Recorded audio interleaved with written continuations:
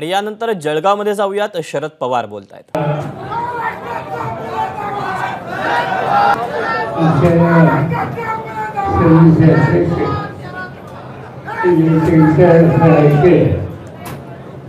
महाराष्ट्राच्या विधानसभेचे माजी अध्यक्ष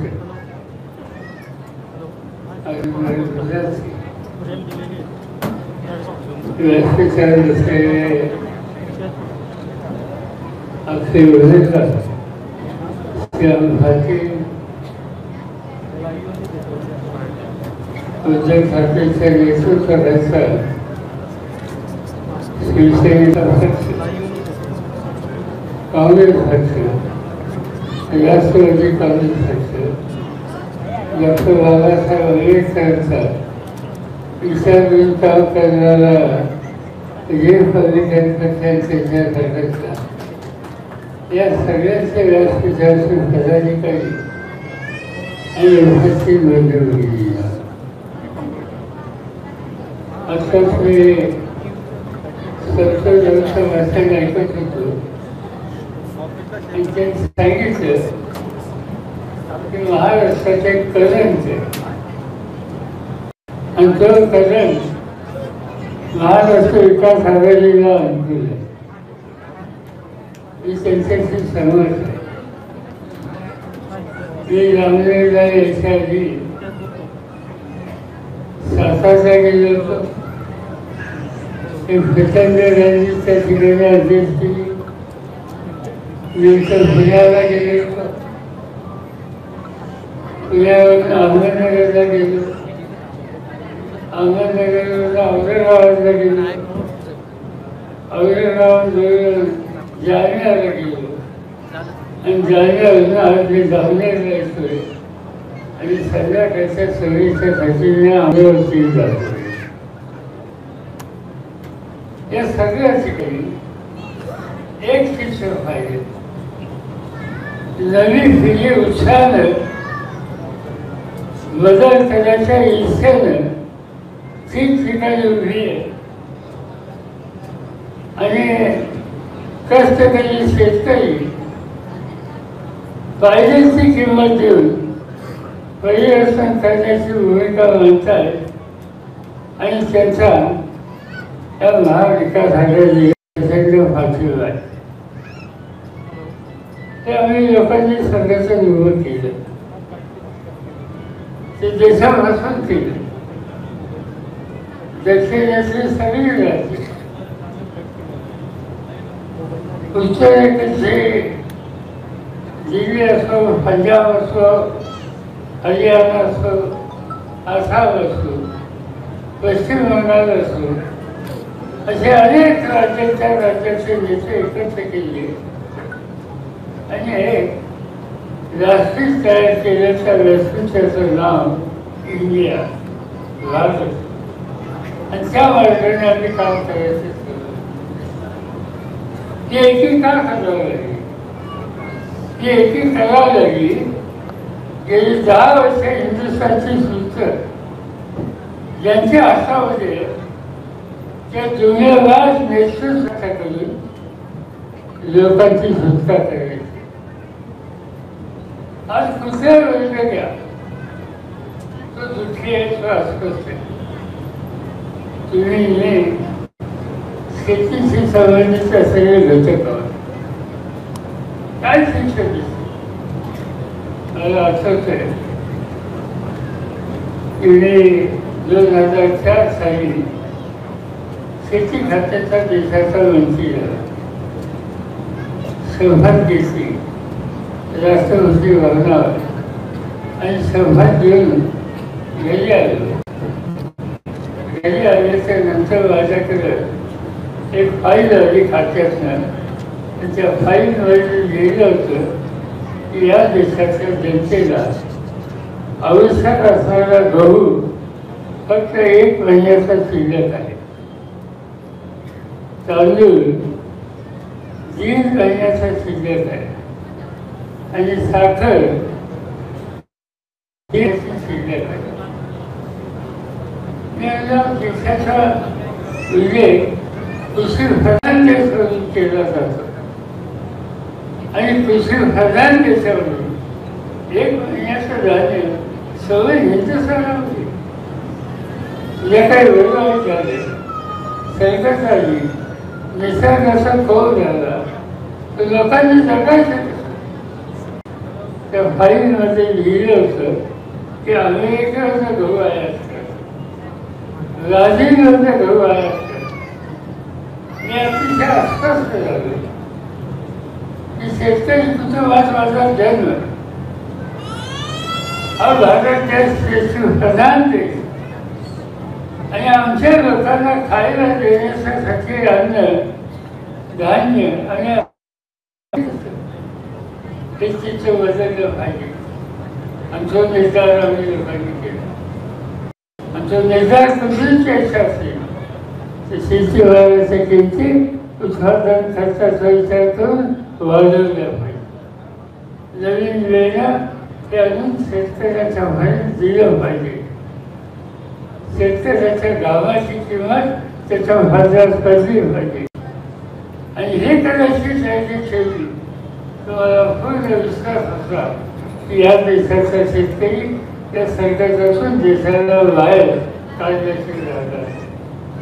त्याचा उल्लेख या ठिकाणी उद्गाराने केला. मला आठवतं 1980 साली आम्ही लोकांनी शेती भ्रष्टाचारासाठी या जळगाव जिल्ह्यातून नागपूरपर्यंत आम्ही दिंडी काढली. आणि त्या दिंडीला जावण्याची आणि या भागाच्या लोकांनी प्रचंड पाठिंबा दिला होता. ते एक जागृती झाली. आणि मी शेती खात्याचे काम हातात घेतल्याच्या नंतर एक निर्धार केला की परदेशाचं धान्य आणायचं नाही. आणि ते आणायचं नसेल की इथं उत्पादन वाढवलं पाहिजे. अनेक ठिकाणी मला आठवतं की महिनाभरात त्यावेळेला एक बातमी अशी होती की यवतमाळ जिल्ह्याच्या एका शेतकऱ्यांनी आत्महत्या केली. हे आश्वासन बळीराजा सगळं हिंदुस्थानला अन्न देणारा तो आत्महत्या का करतो? सरळ दिल्लीवरून आलो नागपूरला, नागपूरवरून यवतमाळला, आणि ज्याच्या घरात आत्महत्या होती झाली त्या कुटुंबाला भेटलो. एक भावी प्रथमपूर्वी गेला इंग्लिश आणि तिची 2 मुलं शाळेत शिकणारी आणि एक मुलगी लग्नाला आली. भावीला विचारलं तुझ्या माणसाने आत्महत्या केली? तिने सांगितलं मुलीचं लग्न ठरत होतं आणि मुलीचं लग्न ठरत होतं. पाहुणे येणार होते. सावकार आला पाहुण्याच्या वेळी आणि त्यांनी थकबाकी होतीची थकबाकी दिली नाही. घराची वांगी तुझी बाहेर काढली. येणाऱ्या पाहुण्याच्या समोर आमची अवधीचे झेंडावले निघाले. मुलीचं लग्न मोजलं आणि ते आमच्या नवऱ्याला सहन झालं नाही. त्यांनी आत्महत्या केली. काय आत्महत्या करायचं? मुलीच्या लग्नामुळे ते काय करायचं आत्महत्या केल्याचं? आणि याची सोय वाजवायची असेल तर शेतकऱ्याच्या डोक्यावर सरकारचं याचा फेर विचार करायची वेळ आली. दिल्लीला परत गेलो. मनमोहन सिंग प्रधानमंत्री होते. त्यांच्याशी वाटाघाटी केल्या आणि 8 दिवसाच्या आत हिंदुस्थानच्या शेतकऱ्यांच्या डोक्यावरचं 71,000 कोटीचं कर्ज माफ करत आहे. एक आजार दिला पडला आणि त्याचा फैलाव झाला की लोकांनी उत्पादन वाढवायला प्रयत्न सुरू केले. आज या देशाचं चित्र बदललं. जो देश गहू आयात करत होता तो देश जगाच्या 18 देशांना आज गहू पुरवत होता. हे कुणी केलं? त्या काळ्या आईची इमान राखणाऱ्या शेतकऱ्यांनी केलं. त्यांनी घाम गाळला, त्याच्यावर हे झालं. जो देश तांदूळ आयात करत होता आज जगाचा चांगली निर्माण करणारा एक नंबरचा देश भारत ठरला. हे कुणी केलं? तर बळीराजांनी केलं. साखरेचा प्रश्न, जगामध्ये एक नंबरचं साखरेचं उत्पादन भारतात होतं. याच्या आधी ते उत्तर प्रदेशात होत होतं. आज ते महाराष्ट्रात होते आणि त्या महाराष्ट्राने आणि त्या देशात उत्तर प्रदेशची साखर तयार जगाच्या अनेक देशांना पाठवली. हे सगळं कर्तृत्व, ही मेहनत या देशाच्या शेतकऱ्यांनी कष्टाने केली, त्यावेळेस चित्र बदललेलं आहे. पण आज काय दिसतं? आज मोदी साहेबांचं राज्य आहे. भाषणं अनेक करतात, टीका टिप्पणी अनेक करतात, पण या कष्ट करणाऱ्या बळीराजाच्या संसाराला मदत होईल असे कोणते निकाल त्यांनी घेतले? गोष्टी सांगायच्या, टीका टिप्पणी करायची. काल मी जालन्याला होतो. जालना जिल्ह्यामध्ये फरवरीला प्रधानमंत्री आले होते. आणखीन काही ठिकाणी गेले, त्याची भाषणं वाचली. तर देशाचा विचार सांगण्याच्या ऐवजी जवाहरलाल नेहरूंचा टीका कर. जवाहरलाल नेहरूंनी जाऊन वर्ष किती झाली? ज्या नेत्याला जाऊन 60 वर्षापेक्षा जास्त काळ झाला, जो नेता इंग्रजांचं राज्य असताना त्यांच्या विरुद्ध महात्मा गांधींच्या विचारानं संघर्षामध्ये उतरला, आयुष्याची 11 वर्ष तुरुंगामध्ये घालवली आणि स्वातंत्र्य मिळाल्याच्या नंतर हा देश जगातली महासत्ता व्हावी आणि लोकशाही प्रधान देश व्हावा याच्यासाठी त्यांनी खस्ता खाल्ल्या. आणि त्या व्यक्तीच्या संबंधी आज प्रधानमंत्री टीका टिप्पणी करतात. जवाहरलाल नेहरू हयात नाही. नव्या पिढीला नेहरूंचं योगदान माहिती नाही आहे आणि अशा व्यक्तीच्या संबंधी टीका करणं हे काय प्रधानमंत्र्याचं काम आहे? प्रत्येक ठिकाणी बघायचं, याच्यावर टीका कर, त्याच्यावर टीका कर, याच्यावर टीका कर, त्याच्यावर. मिळालेलं राज्य, मिळालेला अधिकार हा देशाचा आत्मविश्वास वाढवायला प्रधानमंत्र्यांनी करायचा. पण त्यांना हे लक्षात राहत नाही की आपण हिंदुस्थानचे प्रधानमंत्री आहोत. त्यांना असं वाटतं की आपण भाजपचे प्रधानमंत्री आहे आणि त्यामुळे फक्त भाजप हा विचार त्या ठिकाणी करतात. अनेक आश्वासनं त्यांनी दिली. त्यांनी सांगितलं की माझ्या हातात सत्ता द्यायच्या वेळेला 10 वर्ष झाली त्यांच्या हातात सत्ता जाऊन, पण त्यांनी घोषणा केली होती की सत्ता मिळाल्याच्या नंतर मी महागाई कमी करतो, तेलाचे भाव कमी करतो, विजेचे दर कमी करतो, खताचे भाव कमी करतो. प्रत्येक गोष्टीच्यासाठी त्यांनी नवीन जुमला सांगितला. आणि 10 वर्ष होऊन गेल्याच्या नंतर त्याचे भाव कमी झाले नाहीत. अनेक गोष्टीचे भाव वाढले. सामान्य माणसाला संसार करणं अवघड झालं आणि ते विचारतात, शरद पवार आपने क्या किया 10 साल? अरे 10 साल प्रधानमंत्री थे मोदी साहेब, मी तर विरोधी पक्षात होतो आणि त्यांनी काम करायचं ते केलं नाही. आणि प्रश्न मला विचारतात, तुम्ही काय केलं? गमतीची गोष्ट. लोकांना एका भरत्या रस्त्याने यायचं आणि मूळ प्रश्नाच्यापासून त्याला विस्फोरण होईल याची खबरदारी घ्यायची. हे सूत्र आज मोदींनी घेतलेलं आहे. आणि म्हणून आज या देशामध्ये वेगळा विचार करावा लागेल. कधीही बघा त्यांची भाषणं, कधी इंदिरा गांधीवर टीका कर, कधी जवाहरलाल नेहरूवर टीका कर, कधी राहुल गांधीवर टीका कर.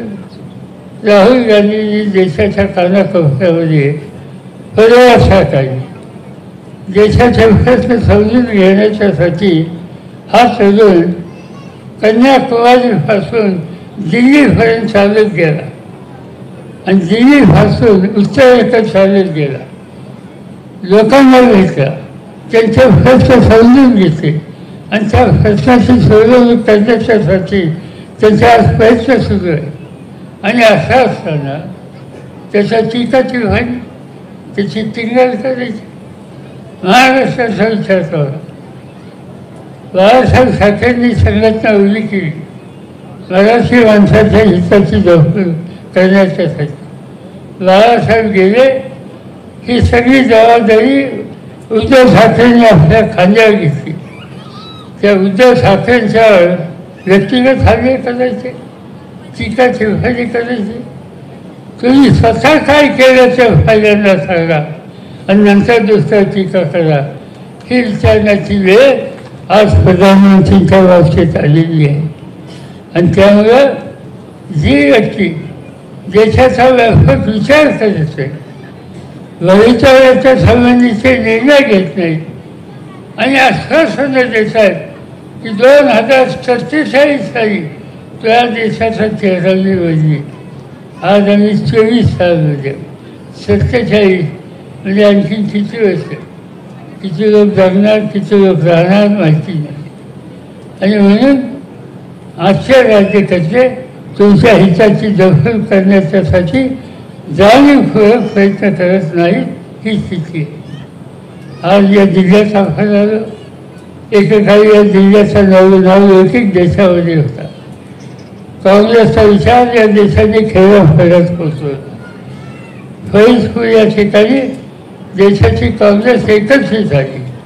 महात्मा गांधींचं वास्तव्य त्या ठिकाणी होतं, जवाहरलाल नेहरू त्या ठिकाणी हजर होते, मौलाना अब्दुल कलाम आझाद त्या ठिकाणी होते, राजेंद्र प्रसाद त्या ठिकाणी होते. ते असं ऐतिहासिक ठिकाण फैजपूरसारखं या जिल्ह्याचं आहे.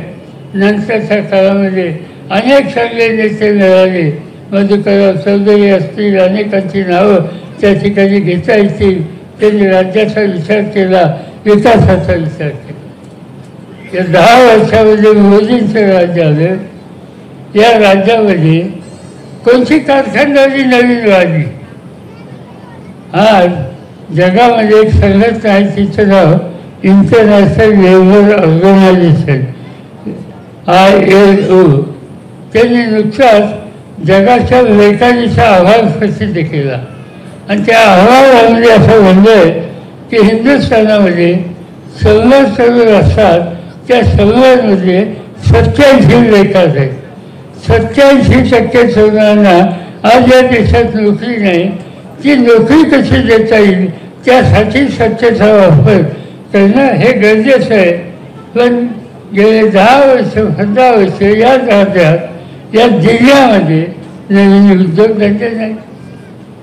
टेक्स्टाईल फार आता येताना मी बघत होतो, लोक कापूस बघत होते, अनेकांच्या घरात कापूस आहे, तिला किंमत चांगली मिळाली नाही, ती मिळाली आहे असल्याने त्यांचं कापूस घरात ठेवला, तो कापूस बाहेर काढताय आणि अपेक्षा ही होती की त्या कापसावर काही धंदा करता येईल. केंद्र सरकारमध्ये आम्ही लोक असताना टेक्स्टाईल फारची कल्पना काढली. सर्व राज्यांना आम्ही लिहिलं की जिथं कापूस आहे तिथं टेक्स्टाईल फार करा. सत्ता बदलली, आमच्या हातातली सत्ता गेली, भाजपच्या हातात सत्ता आहे. पण या 10 वर्षामध्ये जिथं कापूस होतं या खानदेशामध्ये एकही टेक्स्टाईल भाग निघाला नाही. तो काढला असता तर अधिक हाताला काम मिळालं असतं, कापसाला किंमत मिळाली असती. पण इथं होणारा टेक्स्टाईल भाग दुसऱ्या जिल्ह्यामध्ये गेला. फळबाग योजना ही आम्ही या देशामध्ये काढली. ती फळबाग योजना काढण्याच्या आधी इथं कर्तृत्वान शेतकऱ्यांनी अतिशय चांगलं केळीचं उत्पादन केलं आणि भारताच्या बाहेरसुद्धा या मुळी तयार झालेली केळी जायला लागली. हे इतक्या कष्टकरी शेतकऱ्याचं कर्तृत्व होतं. आज दुष्काळी परिस्थिती निर्माण झाली, अतिवृष्टी झाली, केळीचं नुकसान झालं. त्यासाठी पीक विम्याची योजना काढली. त्याच्यावरचं अनुदान शेतकऱ्याचा केळीचं पीक उद्ध्वस्त झालं तरी ते अनुदान त्यांना मिळत नाही. आणि हे सांगतात आम्ही लोकांचंही बघतो. आज सवन सरकारी यंत्रणा आहे, तिचा उपयोग हुकुमशाहीसारखा केला जातो. झारखंड नावाचं राज्य, आदिवासींचं राज्य, तिचा आदिवासी मुख्यमंत्री आपल्या राज्याचं दुखलं मानण्यासाठी अनेकदा प्रधानमंत्र्यांच्याकडे प्रयत्न केले, निर्णय होत नाही म्हणजे त्यांच्यावर टीका केली. आज काय झालं? लोकशाहीमध्ये टीका करण्याचा अधिकार आहे आणि तो अधिकार त्या ठिकाणच्या मुख्यमंत्र्यांनी गाजवला. त्याचा परिणाम आज झारखंडचा मुख्यमंत्री तुरुंगामध्ये आहे. टीका केली म्हणून त्याला तुरुंगात. ही काही लोकशाही आहे? दिल्ली ही देशाची राजधानी, अरविंद केजरीवाल नावाचा मुख्यमंत्री, अतिशय चांगलं काम त्यांनी शिक्षण संस्थेत केलं, अतिशय चांगलं काम त्यांनी आरोग्य सेवेत केले, दिल्लीचा चेहरा बदलण्याच्यासाठी कष्ट केले. सामान्य कुटुंबाचा हा ग्रस्त केंद्र सरकार सहकार्य करत नाही म्हणून मोदींच्या टीका टिप्पणी केली, त्याला असं तुरुंगात टाकलं. मुख्यमंत्र्यांना तुरुंगात टाकतात. सरकारी यंत्रणेचा वापर त्याच्याच त्या ठिकाणी करतात. याचा अर्थ एक प्रकारची हुकुमशाही या ठिकाणी आणतात. बाबासाहेब आंबेडकरांनी घटना दिली आणि या देशाच्या शेवटच्या माणसाला सुद्धा समान अधिकार दिला. त्या घटनेनं जे अधिकार प्रत्येकाला मिळाले त्या घटनेवर हमला करण्याचं काम असं मोदी सरकार करतं. ती घटना जर टिकली नाही तर तुमचं माझं भविष्य, तुमच्या माझ्या पुढच्या पिढीचं भविष्य उद्ध्वस्त झाल्याचं राहणार नाही. आज त्या घटनेवर संकट आणण्याचं काम आजच्या राज्यकर्त्यांनी केले. आम्ही लोकांनी त्याच्यावर टीका केली तर ते सांगतात की आम्ही कुठे घटनेवर हात लावला. एकच उदाहरण सांगतो.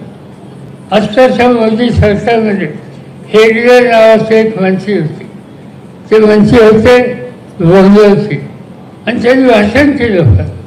त्यांनी भाषण काय केलं की आम्हाला 400पेक्षा जास्त जागा पाहिजे, त्याचं कारण आम्हाला या देशाची घटना बदलायची आणि घटना बदलून मोदींना अधिक अधिकार द्यायचा.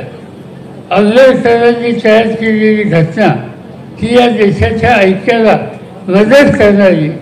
आता त्या घटनेला सुरू राहायचं काम कुणी करत असेल तर तुम्ही सामुदायिक फळानं शक्ती उभी करू आणि घटनेला धक्का लावणाऱ्या प्रवृत्तीला उद्ध्वस्त केल्याशिवाय आणि स्वस्वस्था नाही ही भूमिका घेऊन आपण कामाला लागू हा अर्ज या ठिकाणी आपल्या सगळ्यांच्या समोर आणि त्यासाठी ही निवडणूक होतोय.